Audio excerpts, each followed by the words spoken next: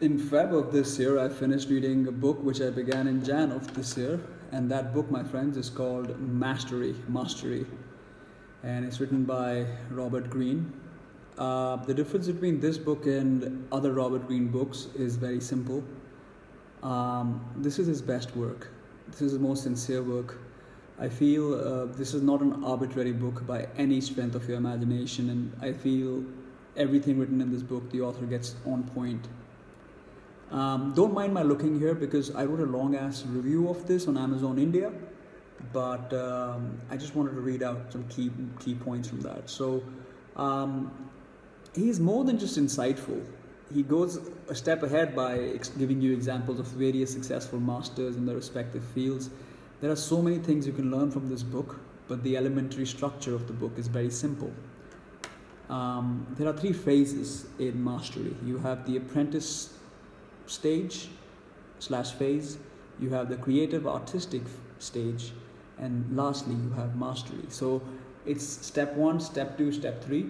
I make it sound simple, but you may spend many years in the apprentice stage. The most basic thing that you require to be able to achieve mastery in your field is firstly to have a goal, have a vision that this is what I want to do.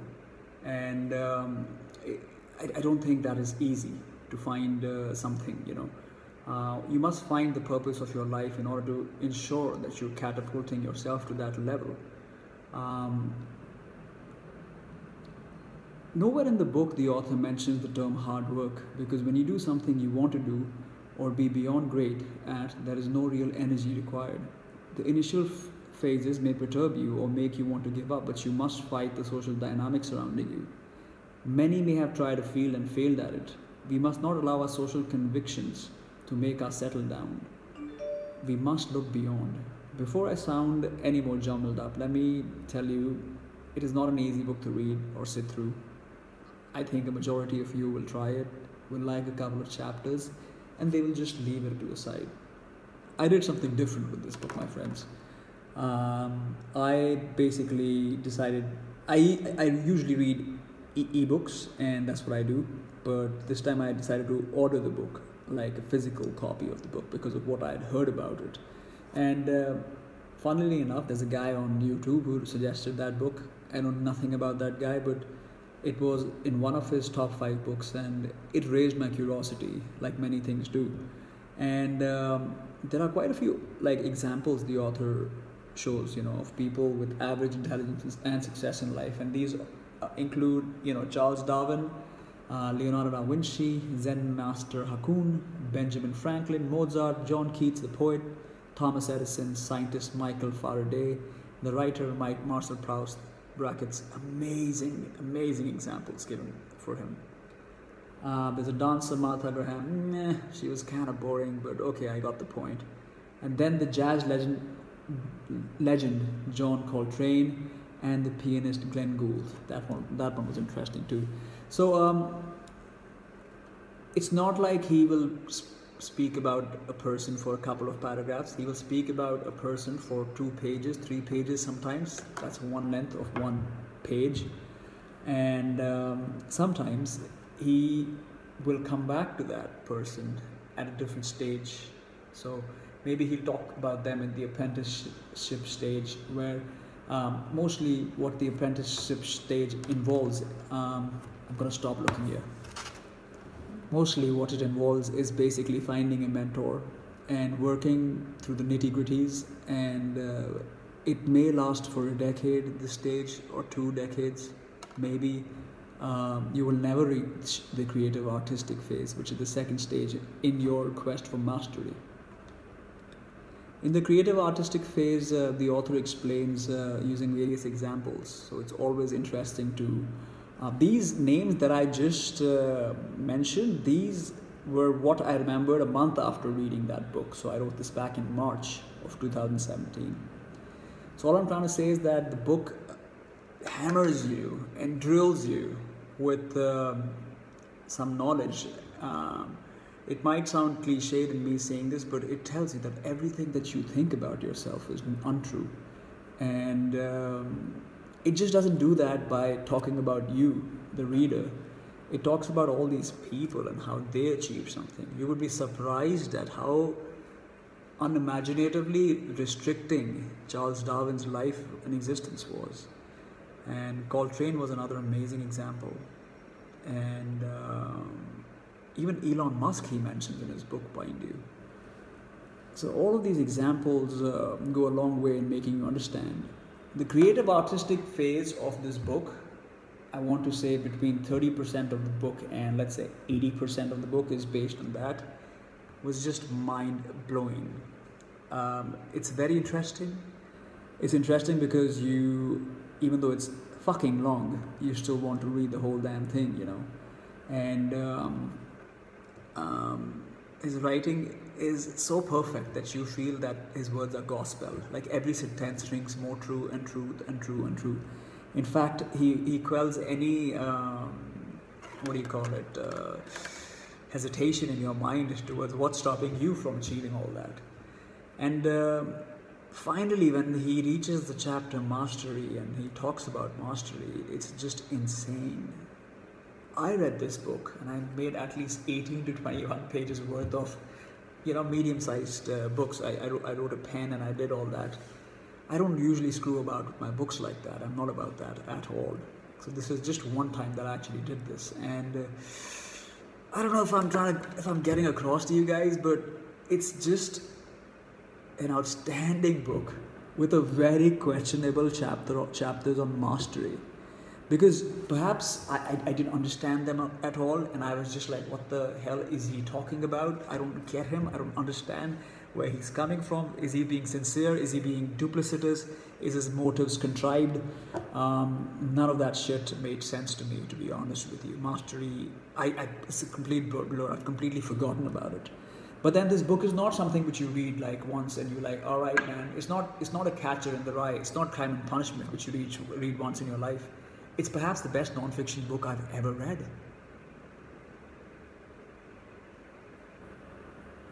I don't like non-fiction books. I find them irritating because of the kind of people who read non-fiction books, people who don't have an imagination. And recently I've been reading some biographies of some rich and successful people, and they've been alright, but I feel this is the best non-fiction book I've read. I've read a few self-help books also to control my anger, because sometimes I can become really angry. But this book did something which I can't quite put in words, and even though 3 or 4 months have passed, I miss this book already, man. Like, it has to be my Bible, it has to be my manual, it has to be where I go to find inspiration by reading on other people. He never makes anyone seem heroic or like a magician, except the young Mozart maybe, because Mozart started playing piano at 3 or 4 and he started reciting extremely difficult verses at a later age, you know. So all in all, I don't know if I don't think I did justice to the book, but maybe my exuberance was a +1. So my intention is just to get more people out there to read this book, and that's why I'm recording this video review. I think you should go read Mastery by John Green. Since then I picked up another book by him, and that other book was called The Art of Seduction. I picked up the concise version of it, and I don't like it much, to be honest, because concise version is just lame. And in the concise version, you don't have any examples. If I don't get any examples, then how would I relate to things he's saying, because they seem so effing difficult. You can stop watching this review now, because I'm going to start speaking about myself a little bit. Thanks. So, I got the inspiration I needed by reading this book, but having passed 5 months, some different ideas have come into my mind, and one good thing about this book was that it helped me not become unsure of what I wanted to do. My wife says I should perhaps get into construction. I should become, I should sell some, you know, Ayurvedic stuff online, and I don't want to do that, dude. I wanted to do what I'm doing so now, right now in my life, and that is what I do. It's a certain work I do. I sell used electronics. That's what I do right now. That's what I see a future in. I have a new opportunity that's presented itself at my doorstep. I'm kind of unsure about that because mastery says stick to one field. You know, that is your expertise. So I'm not really jumping onto option two. I'll have to find the right amalgam to make both things function together. However, my vision is tunnel oriented, and that's what mastery also mentions, that once you find your goal in life and once you find your field, don't look astray.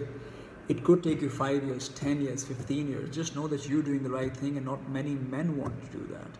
So stand up for yourself and understand one thing, that all of these people like Charles Darwin, people like the other names that I dropped, I'm forgetting them right now. Those people actually did a lot to actually reach this stage of being masters in their field. There are also creative pitfalls he mentions in the creative artistic phase, like grandiosity, inflexibility, dependency, conservatism, impatience, and so on. So these all are pitfalls, that emotional pitfalls, which may arise in your life, and you must know that they're going to come at some stage or the other. You have to read this book for yourself, really. I found the Mastery chapters most challenging book, and even though I read it in its entirety, I haven't retained anything out of it. But I gave an example in my review. I said, supposing you are sitting with Shakespeare in a library, and you both are given sheets of paper to fill with literary candor. The way you approach the scenario of writing would be different from how he would approach the scenario.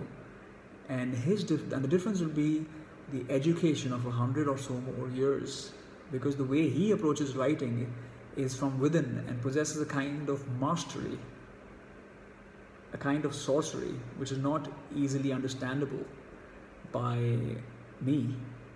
So the brain of a master are wired differently, like literally, physically, they are wired differently, and energy and dopamine flows differently. Because after years and years of application of their heart and soul to a certain field, they become different and they get used to it. For example, you might have noticed that sometimes you want to do something and you have to get to the airport in 30 minutes. You have to be ready in 5 minutes. And something which you've been postponing all this while, you can just do it in a rush. If there's a state of emergency, you notice that you don't feel tired, you don't feel bored, you don't feel any lethargy which you normally feel in your life when there is no option but just to do it. That's it, man. Go and read this book. I'm gonna sign out now. This is my one take 30-minute review. I hope you guys enjoyed it. Leave a comment, dude. Do the right thing. Be the good man or woman, whoever you are, wherever you are. Bye now. I have to go gym. Cheers.